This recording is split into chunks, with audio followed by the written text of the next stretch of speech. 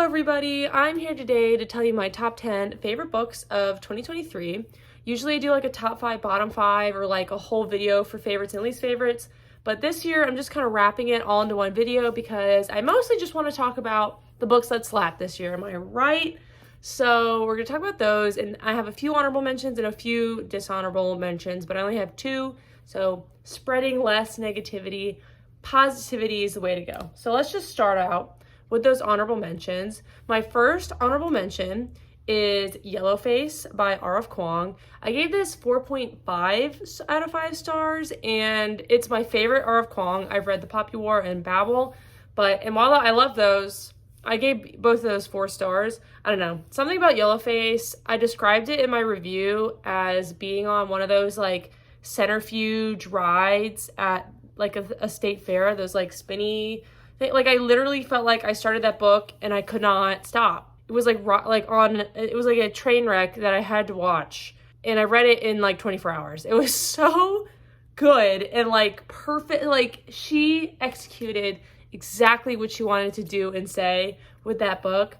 But I just hated June so much. Which is the whole idea. You're supposed to hate June, but I couldn't give it the full 5 stars. I just felt, I don't know.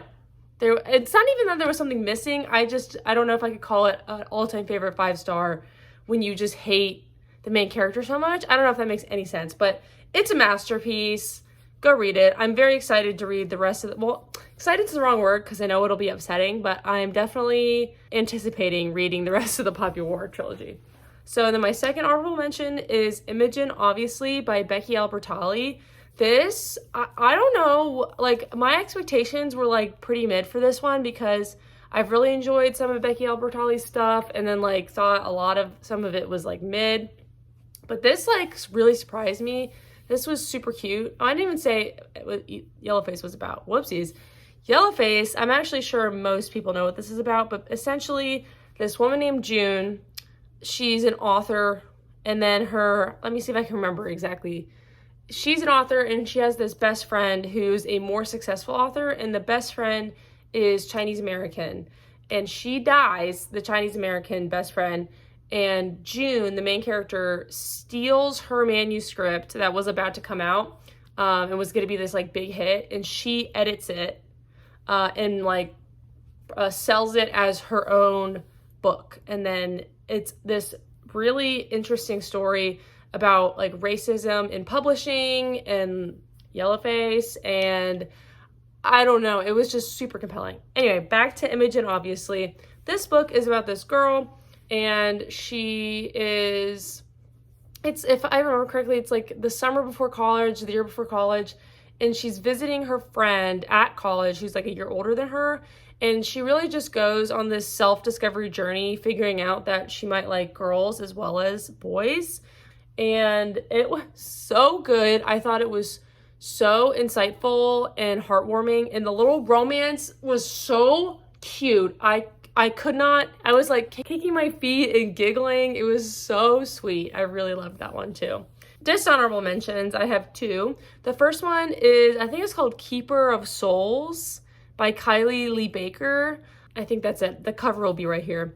My husband and I listened to this book because I heard it compared to Shadow of the Fox by, oh my god, Julie Kagawa, I almost forgot her name, which is one of my favorite trilogies of all time. And I showed that trilogy to my husband, and I heard that book compared to this one, and I was like, we should listen to it since we both really like that trilogy, and it was not good. I felt bad that I subjected my husband to it. First of all, the audiobook was only like 12 hours, and it felt endless. It felt like an eternity. We could not get through it. The main character is not supposed to be likable. She's supposed to be morally gray, but I really I hated her. I understand the concept of the story. The concept is good. It's about this girl who's a Shinigami. She's like a death god. Well, she's like half Shinigami because she's half British, half Japanese, and she kind of gets kicked out of like the British death organization, like the Reaper. I think they're Reapers. And so she's like, I guess I'll go to Japan and try and find my mother. And her half brother, who is white, he's British, comes with her to support her, like freaking leaves his whole life behind to support his sister and help her. And then she treats him like shit the entire book. And it's horrible. She treats him like garbage. There's like this weird romance that is tried to be like shoehorned in there that doesn't go anywhere. And I just really didn't like it. And I won't be finishing the duology. I'm sorry, Kylie Lee Baker. The other dishonorable mention is this book called Among the Bros by Max Marshall. This is super random. I think I saw this on like a Goodreads advertisement. And it's this nonfiction book about fraternities. And I went in thinking that it was going to be like this, not expose, but just like discussing the toxicity of frats and hazing in frats. And I thought that sounded kind of interesting. And that was some of it, but a lot of it was just like about drugs in frats. And this one guy who was like a drug leader in like a frat in I think South Carolina. And it was just strange. Like, I feel like in a lot of nonfiction books, there's like an underlying message.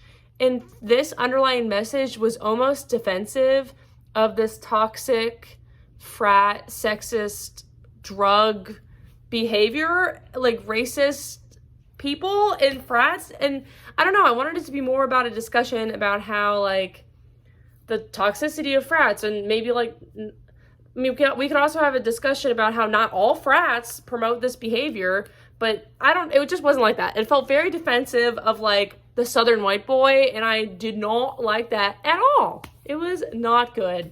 So, made me very uncomfortable.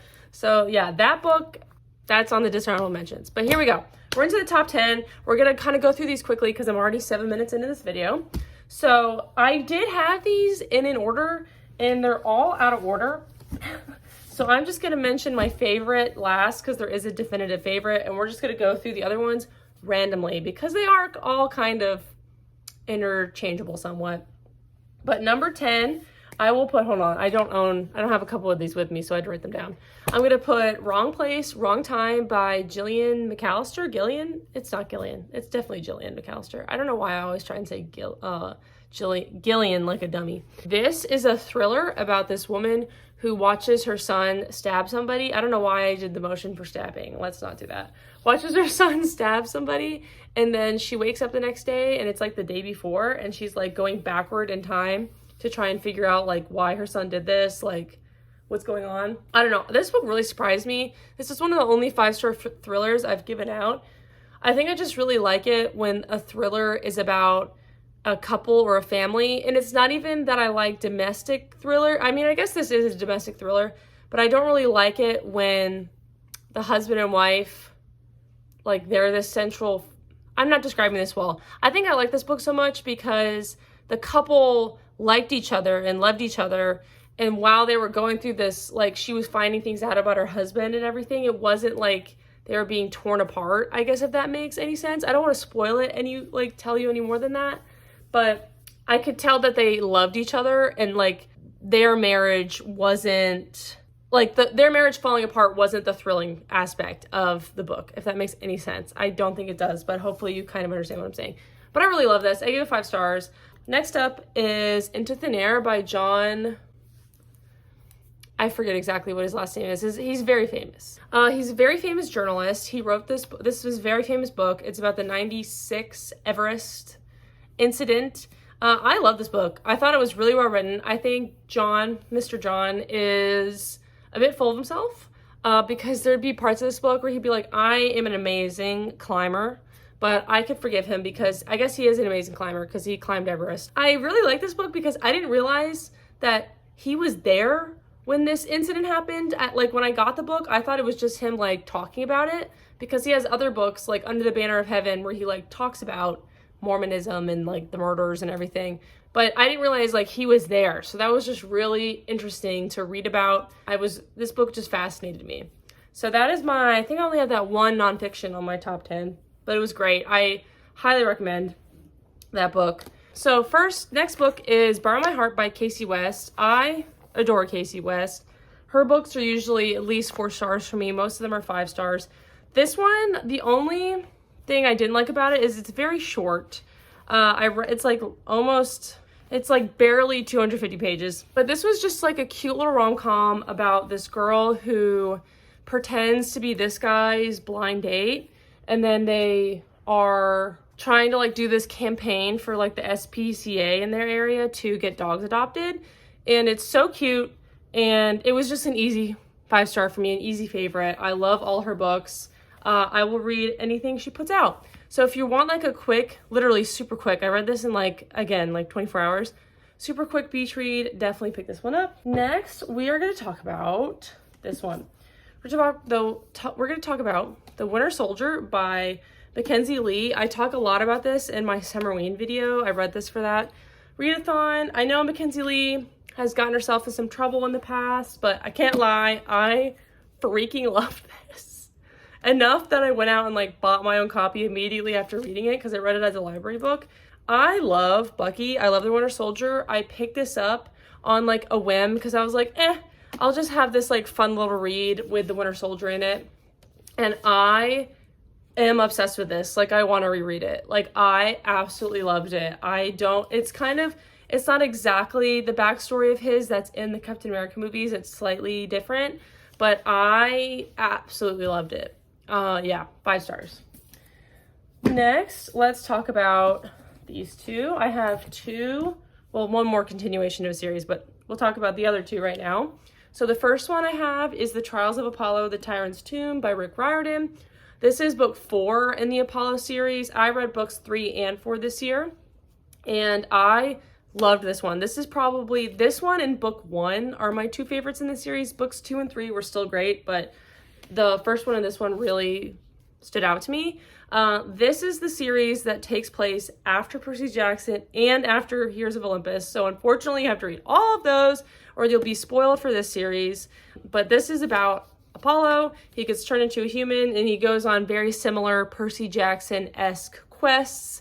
He's trying to save all the oracles because Apollo's like in charge of the oracles. I don't know. I really love this one because we're really getting to a point in Apollo's character development where you're starting to really see him changing. And I always love like non-human characters learning to be human and like finding compassion and everything.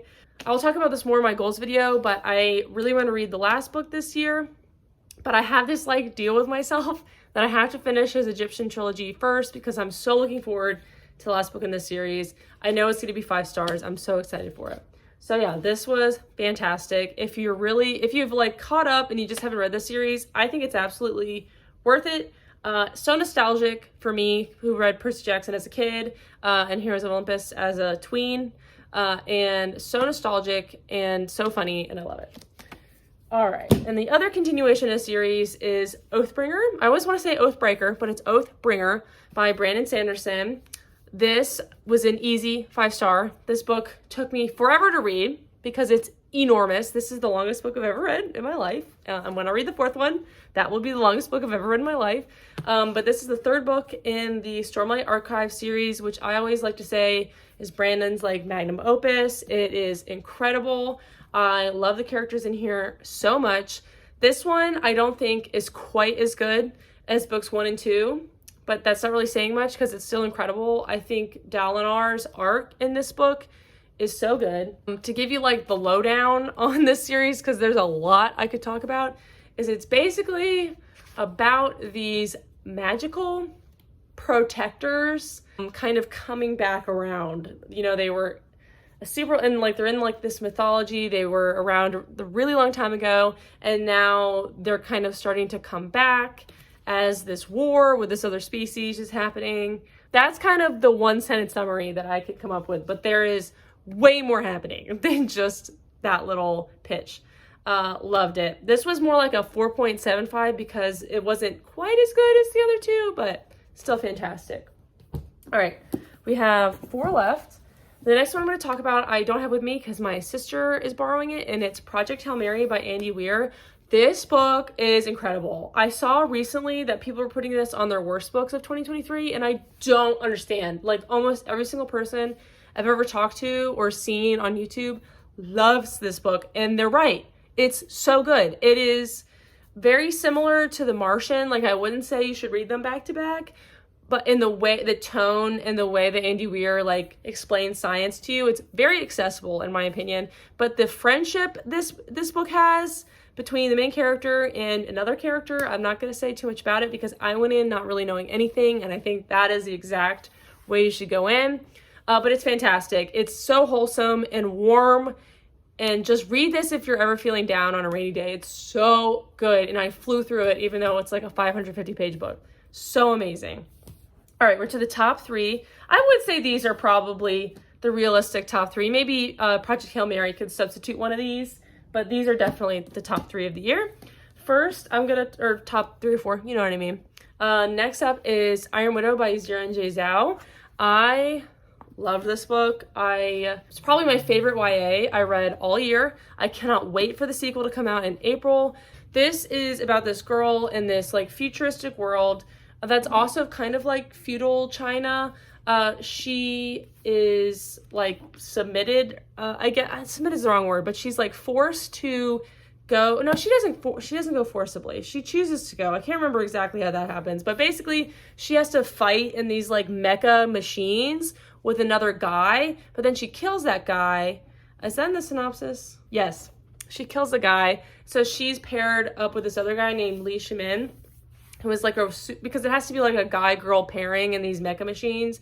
And Li Shimin is like the strongest fighter in these mecha machines. And it has a polyamorous romance between her, Li Shimin, and then her childhood friend, who kind of like follows her when she leaves for like the main city to pilot these things. Oh yeah, she's not forced into it. She goes because her sister was killed by the guy she kills. I don't know if I'm making any sense, but anyway, so I'm not doing this justice. This book is so good. I hesitate to even call it YA because it's so bloody. It's so, I don't know, it just has a lot to say about feminism, and the main character is so morally gray. She's more like a villain, honestly, but I love her. I love the 2 boys.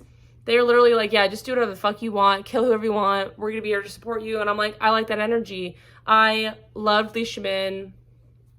So good, 5 stars, obviously, or it wouldn't be on this list. Anyway, I'm so pumped for book 2. I don't know if it's the final book or if there's another one, but I'm sure it's gonna be fantastic. Next up, we have Summer Sons by Lee Mandello. I love this book, and I bought this on a whim. I was like, I don't know if I'm gonna like this because I've heard so many middling things about it, and I went in, and like the first 100 pages, slog. Like, I thought I was not gonna like this book. You really have to kind of fight through the first 100 pages because it's just our man Andrew doing the same thing over and over. But once you get past that 100-page mark, the story really starts to pick up, and the build-up in that first 100 pages really starts to pay off. Like, in hindsight, looking back, I'm like, we needed those 100 pages to get to the climax of the story, but it is a slog. I can understand why somebody would want to DNF this in the beginning, but I promise it is worth it. Everyone who says this book is mid, they're wrong, okay? I'm sorry. This book is so good. It's about Andrew, who his best friend Eddie dies, and everybody's saying it's a suicide, but Andrew's like, no, I don't think it is. And so Andrew was supposed to like move in with Eddie because they're doing a grad program at this school. But Eddie kept like pushing him off. So Andrew only finally comes to the city where they were supposed to live together after Eddie has died. And so he's investigating, and he's like meeting all these people that Eddie knew. And there is romance. Andrew's in gay denial for like 90% of this book, but there is a really great romance. And I'm not going to say with who, because I think it's kind of fun to like see the build up and see who he has like the chemistry with that he ends up getting with. Anyway, I loved it. I'm usually not a big horror person, but I kind of loved the horror elements in this book. I thought the ghost element, because Andrew's like connected to Eddie's ghost, I thought that was really creepy and interesting, and I loved it. I'm really excited. Lee Mandello wrote like a novella about this lady who's like obsessed with wolves. I'm not really interested in that, but I am excited to read their book coming out in 2024. I'll pop a picture on the screen. It looks really good. So, and I love this so much. So, yeah, and then The last book is obvious for anyone who knows me, but my favorite book of 2023 was Hellbent by Leigh Bardugo. This came out in January, February, I want to believe, and I knew nothing was going to top it. This is my favorite series ever. 9000 is like my favorite book ever. Genuinely, that's not me exaggerating. It is genuinely my favorite book ever. My expectations for this were obviously astronomical, and Leigh Bardugo met those expectations. I was very worried because, like, I love Six of Crows, and Crooked Kingdom was kind of a letdown for me personally. It wasn't a bad book, but it was just not exactly what I wanted. And King of Scars and Roll of Wolves, like, I don't know, I haven't, like, loved any of her continuations in series, so I was very concerned about this, but I love this book. I read it twice this year. That's the first time I've ever done that. I read it physically and then listened to the audiobook, and I just love this book in this series. The quick pitch is that, I've said it a million times, and I'm sure you've heard it, but this girl Alex goes to Yale, and she's part of this like security force called Lethe, and they basically make sure that all of these secret societies at Yale stay in line. And these are all real secret societies that actually exist at Yale, but in the book series, obviously, it's real magic, not fake magic. I don't know. It's all, like, the magic's all real. And she has this relationship with her mentor, Darlington, and it's, like, the most slow-burning romance ever, and I will scream my head off if they don't get together in the third book. So, yeah, we don't know when the third book is coming out. I think there's a 3-year break between... No, 4. I think 9000 came out in 2019. This came out in 2023. So there was a 4-year break between those two. So I guess that's what's going to happen, because Leigh Bardugo's next book is not associated with this series. And everybody's upset because this was supposed to be like a 9-book series and then like a 5-book series, and now it's only a trilogy. And honestly, that's okay with me, because I feel like the longer a series goes, the more chances people have to fuck it up. And I'm like, Leigh cannot drop the ball in this last book. Like, I will cry myself to sleep every night. So yeah, I just realized I have my husband's copy of this, because mine has all my favorite parts in it, and his is barren. I made him read this. Before we lived together, I bought him a copy of this and made him read it. So, but he loved it too, so it's okay. So anyway, those are, hold on, let me gather them. Let me gather them up. Here are my top books plus some more. These are just the ones I have with me right now. Oh, those fell. Anyway, tell me what your favorites are. Let me know how your reading was this year, and I would love to hear about your favorites below. Maybe I will pick some of those up. Anyway, thanks for watching. Bye.